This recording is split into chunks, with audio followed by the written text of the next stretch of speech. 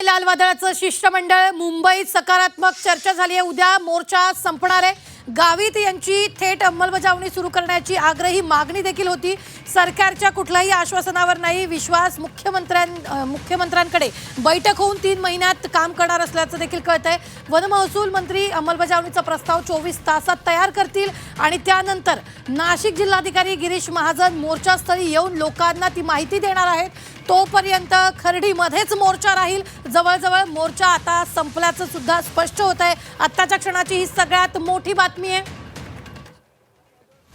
शेतकरी नेते अजित नवले आपल्याबरोबर जोडले गेलेले आहेत। अजितजी, काय नेमक्या मागण्या होत्या आणि आज बैठकीत काय मागण्या मान्य करण्यात आलेल्या आहेत?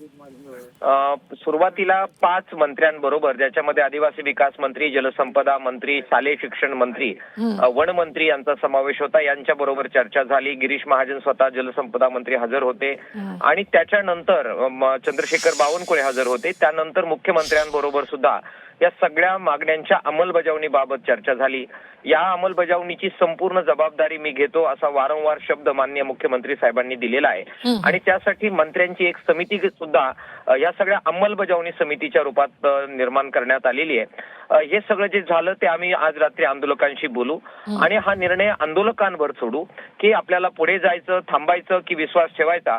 हा निर्णय नेतृत्व म्हणून आम्ही घेण्याऐवजी तो आंदोलकांवर सोडण्याचा आमचा सगळ्यांचा विचार आहे आणि म्हणून त्या दृष्टिकोनातून आता आंदोलकांशी बोलण्यासाठी आम्ही निघालेलो आहोत। निश्चित आंदोलकांशी बोलून मोर्चा संपला ही घोषणा कधी करणार, आज की उद्या? तसं आपल्याला काही आता घोषणा करण्याचा मुद्दा नाहीये। उद्या दुपारपर्यंत ही सगळी प्रक्रिया चालेल। पुन्हा एकदा नाशिकचे कलेक्टर त्यांना आपण बोलवलेलं आहे, गिरीश महाजन यांना बोलवलेलं आहे आणि मग आंदोलकांना काय झालं हे सविस्तर सांगितल्यानंतर शांत चित्ताने आंदोलकांना हा निर्णय घेण्याच्या बाबत आम्ही त्यांना पूर्ण अधिकार देणार आहोत। निश्चित धन्यवाद। अजित नवले आपल्याबरोबर जोडले गेले होते। मात्र आपण जर पाहिलं तर आताच्या क्षणाची सगळ्यात मोठी बातमी आपण पाहतोय। आंदोलकांच्या मोर्चाची उद्या सांगता होणार असल्याचं कळते। थेट अंमलबजावणी सुरू करा असं देखील बोललं गेलंय। सरकारी आश्वासनावर विश्वास नाही, उद्या आंदोलकांच्या मोर्चाची सांगता होऊ शकते।